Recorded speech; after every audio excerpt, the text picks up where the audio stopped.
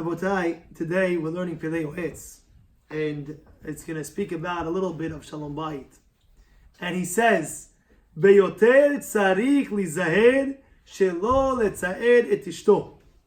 He says you have to be very, very careful not to give your wife tza'ar. He doesn't say you have to be careful. He said you have to be very, very careful. You hear that or no? Wow. Not only that, he says, first of all, he says, because also a woman, she has feelings. You see, a man, it's more sechel, it's more mind, right? Controlling in the what's it called, in the mind. But a woman, a lot of times she has regesh. You know what regesh means? Regesh is feelings. And because she's more emotional, her tears are more found more than a man.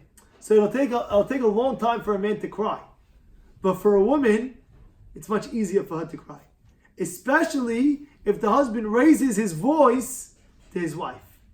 Especially when she's pregnant. Wow. Yeah. A lot of times, a person doesn't know his wife's not 9 months pregnant, and that. And then sometimes she'll do something, and the husband will raise his voice, and she's holding a baby, and she's bitza'a, and this, that. And then on top of that, you're going and you're on top of that, you're going and you're screaming at her. She feels very, very bad. Understand? That's very, very, you have to be very, very careful. Now he brings down, and he says, right? Afilu imhi ishara'a, even if she's a bad wife.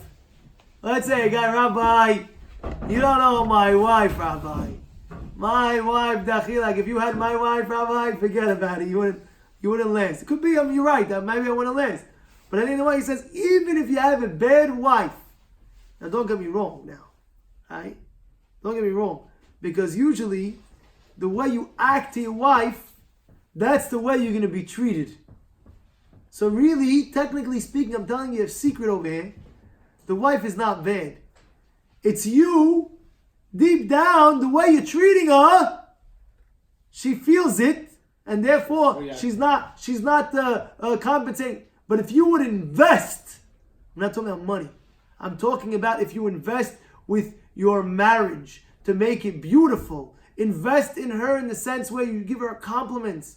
Honey, you're the best. Invest where you're going to show her attention. A lot of times, ladies, they say, you came to the house, Rabbi, my husband, I don't see him the whole day, comes in his house, the second he has on the phone maybe for 45 minutes, like I don't exist.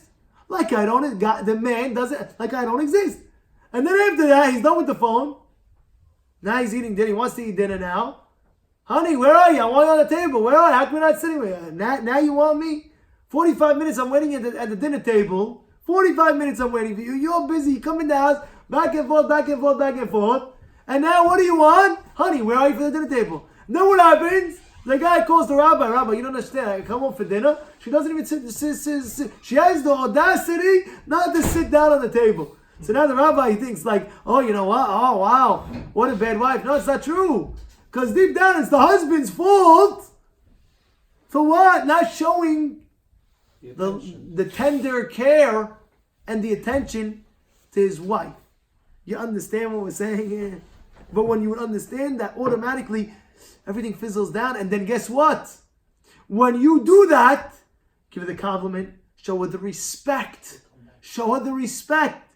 A lot of men, no, you show her the right respect, you're going to see automatically, the table's going to be turning. She's going to do everything for you. She's going to do everything for you. Wow, Rabbi, you don't understand. You were so right. How'd you know this, that? What are you talking? Understand what's going on, Mike? Yeah, Mike.